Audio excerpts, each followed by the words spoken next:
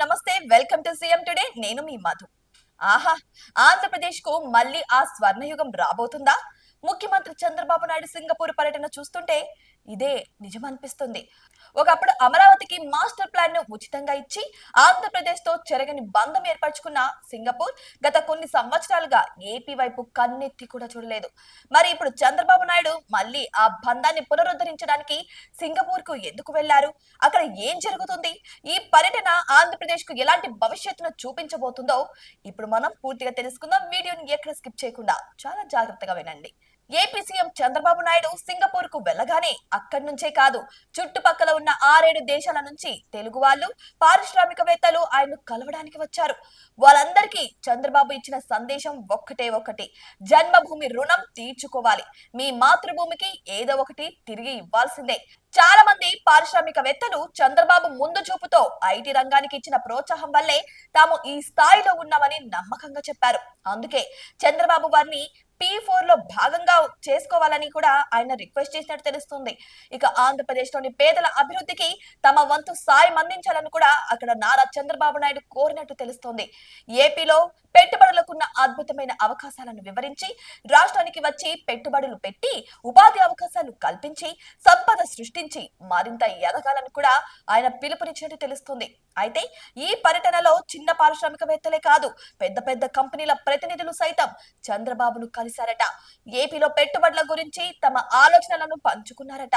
ఇక చంద్రబాబు వారికి పూర్తిగా భరోసా ఇచ్చినట్లు, ఏపీలో అన్ని విధాల అనుకూలమైన పారిశ్రామిక వాతావరణం ఉంటుందని ఆయన వారికి తెలియజేసినట్టు కూడా తెలుస్తుంది. అయితే ఈ ఎకో సిస్టమ్ ను ఎవరు మార్చలేరని కూడా హామీ ఇచ్చారట.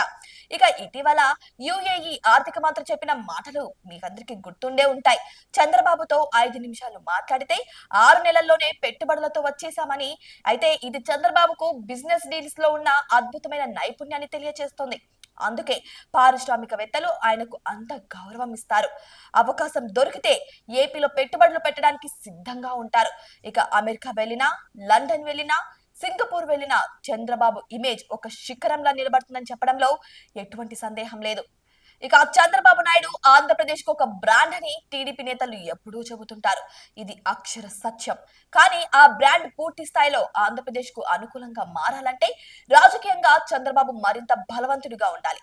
2014 నుంచి 2019 మధ్య కాలంలో ప్రభుత్వ పరంగా అద్భుతమైన పనితీరు చూపిన భారీ ఓటమి పారిశ్రామికవేత్తలను ఆలోచింపజేసింది. అందుకే చంద్రబాబు ఇప్పుడు పారిశ్రామికవేత్తలనే కాదు, సింగపూర్ ను కూడా ప్రజలపై నమ్మకం ఉంచమని కోరుతున్నారు. ఇక వారికి కావాల్సింది బ్రాండ్. ఏపీకి బలమైన బ్రాండ్ చంద్రబాబు నాయుడు నాయకత్వమే. ఈ పర్యటన అమరావతి నిర్మాణానికి, ఆంధ్రప్రదేశ్ అభివృద్ధికి ఒక కొత్త అధ్యయనాన్ని లిఖించబోతుందా అన్న ప్రశ్న కూడా రైజ్ అవుతుంది. ఇక చంద్రబాబు దార్శనికతతో ఆంధ్రప్రదేశ్ లో మళ్ళీ పెట్టుబడులు వెల్లువలు ప్రారంభమవుతుందా? మరి మీకేమనిపిస్తుంది? నారా చంద్రబాబు నాయుడు సింగపూర్ పర్యటన వెళ్లారు. అక్కడ ఏ విషయాల గురించి చర్చించనున్నారు? ఇంతకు ముందు కూడా సింగపూర్ కు వెళ్లి అక్కడ రాజధాని యొక్క నమూనానైతే తీసుకొచ్చారు.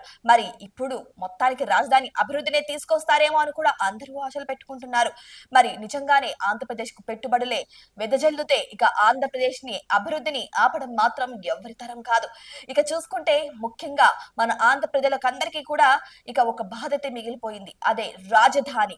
ఇప్పుడు రాజధాని గురించి కూడా ఈ విషయం చూస్తుంటే బాధపడాల్సిన అవసరం లేదని కూడా అందరూ అంటున్నారు. మరి ఆంధ్రప్రదేశ్ కు మళ్ళీ పెట్టుబడుల వెలువలు ప్రారంభమవుతాయా? మరి మీరేమనుకుంటున్నారు? మీ అభిప్రాయాన్ని కామెంట్ బాక్స్ లో కామెంట్ రూపంలో తెలియచేయండి. మరి సింగపూర్ పర్యటన వెనుక ఎటువంటి రహస్యాలు దాగున్నాయో మీ అభిప్రాయాన్ని కూడా మాతో షేర్ చేసుకోండి. ఇటువంటి మరిన్ని ఇంట్రెస్టింగ్ అప్డేట్స్ కోసం మా ఛానల్ ని సబ్స్క్రైబ్ చేసుకోండి.